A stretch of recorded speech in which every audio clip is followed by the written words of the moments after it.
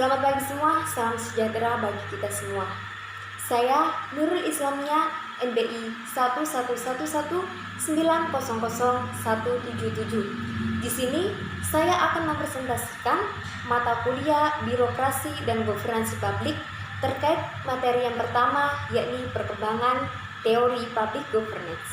Dalam perkembangan public governance terdapat beberapa rangkaian. Yang pertama yakni All Public Administration atau sering kita sebut sebagai OPA.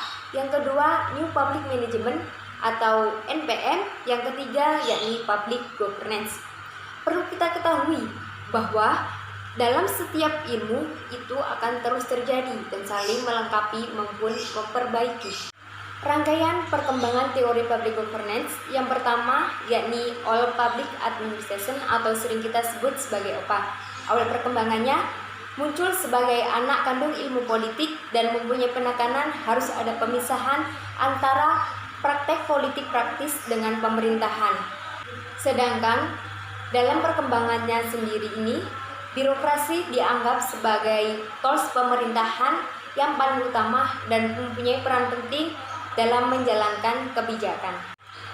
Dalam perkembangannya, pemerintah dan birokrasi bersifat kaku dengan garis komando yang sangat kuat, yang mana pemerintah atasan menjadi prioritas utama. Yang kedua, dominasi penegakan hukum sangat kuat, yang mana semua harus diatur dalam kebijakan yang jelas dan dapat dilaksanakan. Yang ketiga, birokrasi sebagai pilar utama yang memegang peran vital dalam keberhasilan tata kelola pemerintahan. Penerapan All Public Administration yakni pada masa pimpinan presiden pertama kita, yakni pada zaman Orde Lama, yang mana pemerintah atasan menjadi prioritas utama dalam melakukan suatu hal maupun dalam menentukan kebijakan.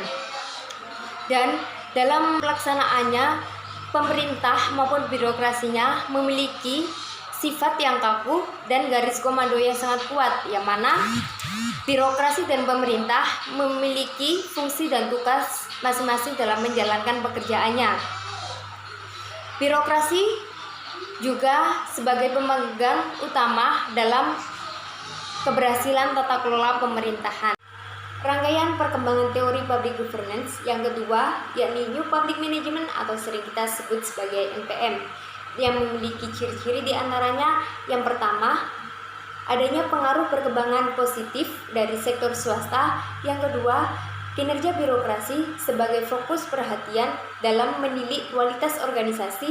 Yang ketiga, birokrasi mulai mengadopsi gaya manajemen sektor swasta yang dianggap lebih baik. Yang keempat, kepemimpinan adalah harapan dalam pembaharuan dan manajemen organisasi. Kita bisa mengambil contoh yang sesuai dengan penerapan New Public Management, yakni privatisasi yang awalnya Semen Gresik sekarang berubah menjadi Semen Indonesia.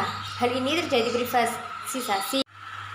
Rangkaian perkembangan teori public governance yang ketiga yakni public governance. Ada beberapa yang perlu diperhatikan dalam public governance. Yang pertama yakni social political. Pemerintah menjadikan masyarakat sebagai aktor yang berpartisipasi aktif dalam tata kelola pemerintahan.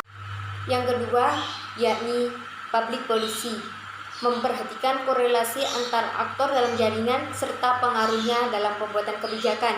Yang ketiga administratif, yakni adanya proses reposisi dalam tata kelola pemerintahan untuk meningkatkan efisiensi dan efektivitas organisasi. Keempat yakni kontrak, menekankan kembali kontrak sosial yang mana negara ada untuk melayani dan mensejahterakan masyarakat. Yang kelima yakni network, bahwa pemerintah mempunyai kesinambungan yang tidak dapat dipisahkan antar organisasi dan menjalankan pekerjaannya sesuai dengan fungsi dan tugasnya. Bisa kita ambil terkait perkembangan public governance, yakni seperti pada Kota Blitar, yang mana pemerintah memberikan sarana dan informasi yang jelas dan transparan kepada masyarakatnya.